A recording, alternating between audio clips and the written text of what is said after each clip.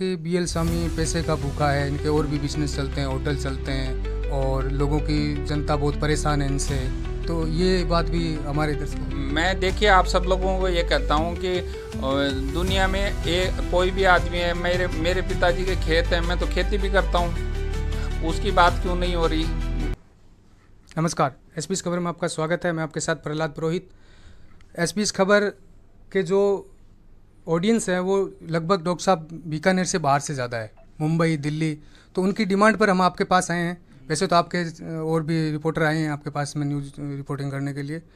तो सर, उनकी ये डिमांड है कि आप डॉक्टर साहब के पास जाके ये पूछिए, जो ये मामला है अभी जो चल रहा है आपके खिलाफ में, बहुत सारे नरबख्शी, ये जो सारे मामला आपके ऊपर उठ रहे हैं, ये सवाल, ये जो पूरा मामला है ये कहाँ से शुरू हो या कब ख़त्म होगा, इसके बारे में आपका क्या कहना है? क्या ये वाकई में कहाँ तक ये सच, पूरा सच बताइए आप हमारी ऑडियंस को जो बाहर से, बीकानेर से बाहर से। देखो, मैं इस मामले में सबसे पहले आपको एक क्लियर कर देना चाहता हूँ कि कोई भी डॉक्टर किसी मरीज को मारना चाहता ही नहीं है।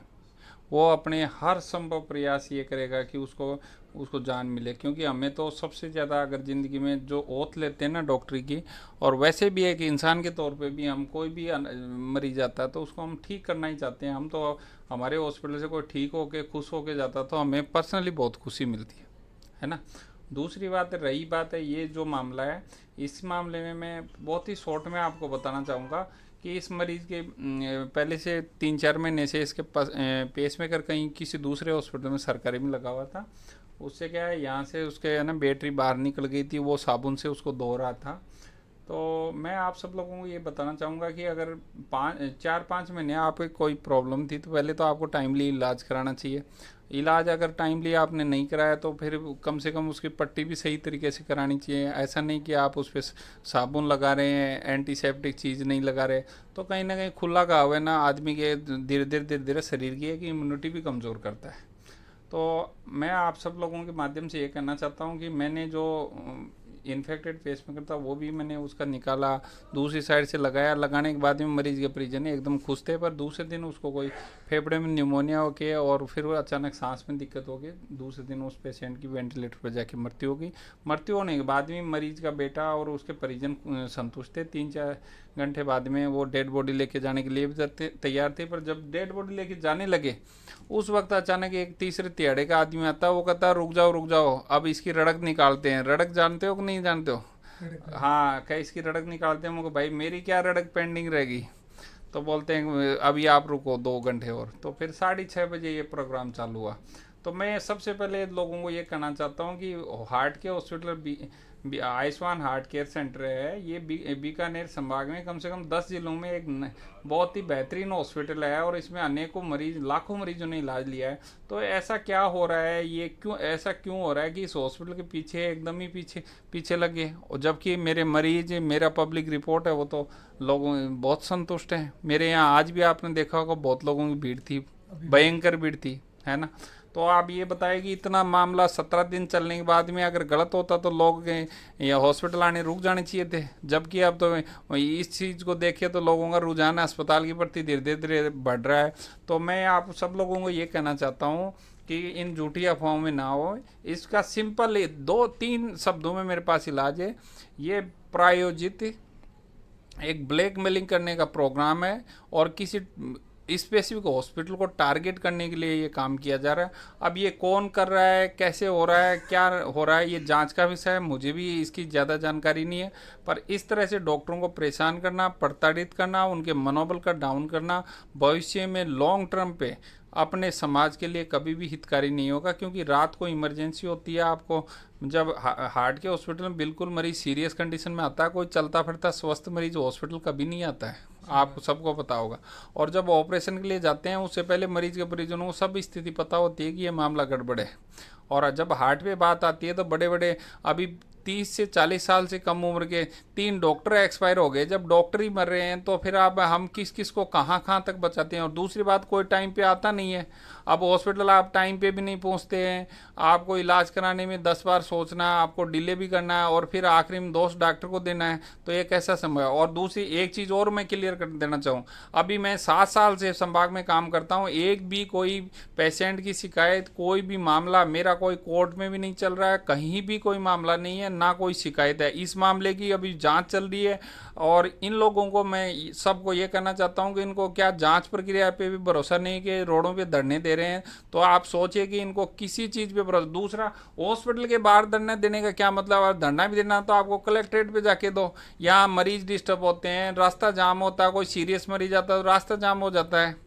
तो आप ये बताइए, आप पब्लिक का भला कर रहे हैं, पब्लिक के लिए न्यूसेंस कर रहे हैं। मेरे मरीज डेली शिकायत कर रहे हैं, डॉक्टर साहब इस धरने को हटवाओ यहाँ से, ये लोग हमारा रास्ता रोक लेते हैं।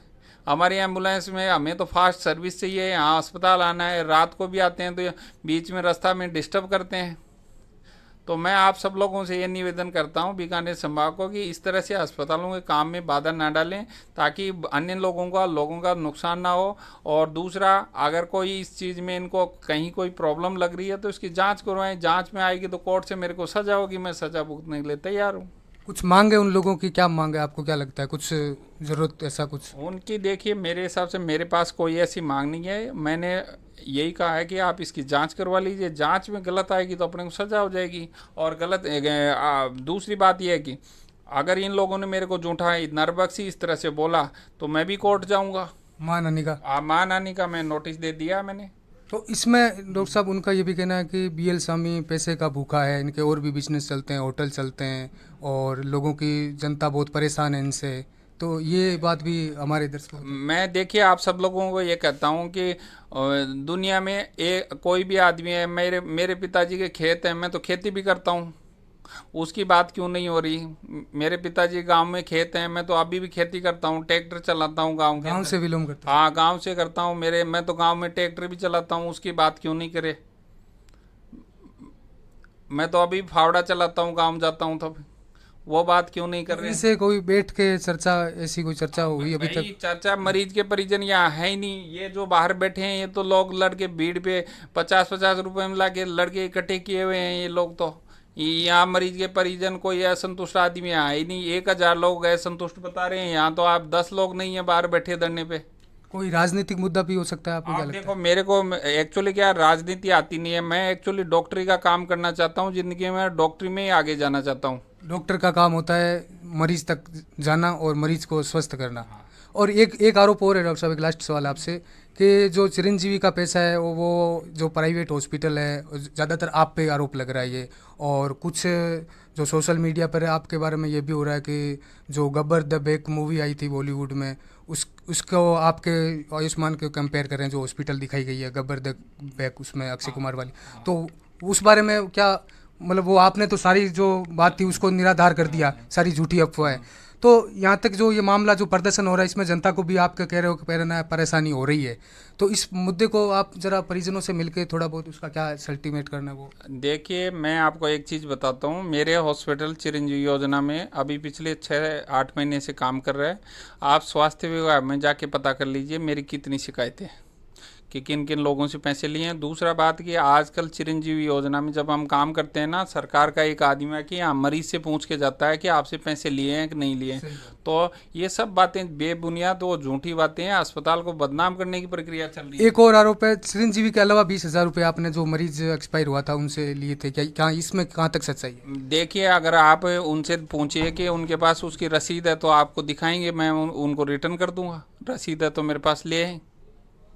तो ये थे हमारे पास में आयुष्मान हॉस्पिटल के संस्थापक डॉक्टर BL स्वामी, जिन्होंने पूरी जो ये मामला है उसको निराधार बताया और सारी बेबुनियाद बातें बताई है। तो ये थे हमारे साथ में डॉक्टर BL स्वामी, और ये पूरा मामला क्या है ये बात हमने आपको पहुंचाई। अब आपका जो भी राय है वो हमें कमेंट के जरिए हमें बता सकते हैं। YouTube का नंबर 1 न्यूज़ चैनल SBS खबर पूरे भारत